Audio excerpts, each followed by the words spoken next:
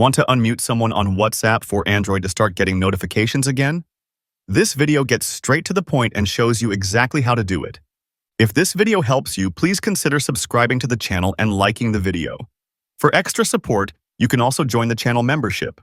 First, to unmute a contact, you will need to open the WhatsApp application on your Android device and find the specific chat you previously muted. An icon is on the right that will show you that the chat is muted. Keep your finger on that chat. That chat will be selected, and a menu bar will be visible at the top.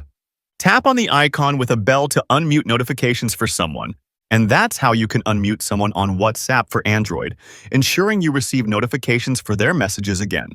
For more short and concise videos, subscribe to the channel and don't forget to leave a like and a comment.